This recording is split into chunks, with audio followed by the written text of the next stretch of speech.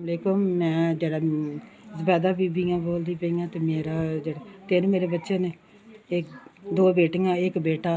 तो खामद मेरा फोत हो गया, 10 साल हो गए ने। तो बच्चे मेरे सरकारी स्कूल च पढ़ रहे ने। तो किसी दा मैं कम करदी हाँ तो मैं अपना गुजारा कर रही हाँ।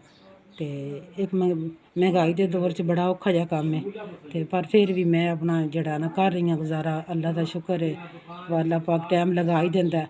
हाँ जी, खामद हूँ जरा फोत होने के बावजूद फिर भी मैं बड़े औखे बच्चे पाल रही हाँ। तो जिवें महंगाई है, महंगाई का दौर है, कल्ली मैं औरत हाँ, मेरा होर कोई नहीं है। तो मेरे 3 मेरे बच्चे ने, चौथी मैं आप हाँ।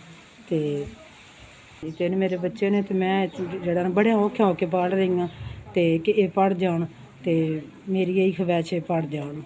अजकल के दौर च मैं कल्ली कारी जड़ा ना औरत बड़ा औखा भी जड़ा करदी पई हाँ, बड़ा ही औखा अजकल के दौर। जिवें महंगाई है, इतनी महंगाई है कि कमान वालियां दी पूरी नहीं पैंदी। मैं तो है ही अल्लाह दे आस्ते ही हाँ।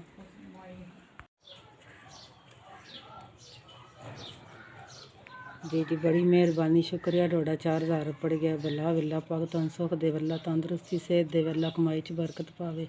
ते बड़ा ही तुहाडा जेह्ड़ा ना एहसान है, बड़ा ही एहसान है तुहाडा जी। बेवा औरतां, बच्चियां वाली औरतां, बेसहारा, ते तुहाडा बड़ा ही शुक्रिया, बड़ी मेहरबानी है तुहाडी। अल्लाह पाक तुहानूं ज़्यादा देवे ते अल्लाह तुहानूं चोखा देवे जी। तुहाडी मदद दा बड़ा ही शुक्रिया, बड़ा ही तुहाडी मेहरबानी, बड़ी तुहाडा भला है। अल्लाह पाक तुहानूं ज़्यादा देवे, अल्लाह तंदरुस्ती देवे, अल्लाह दा नज़र देवे इस चीज़ दा।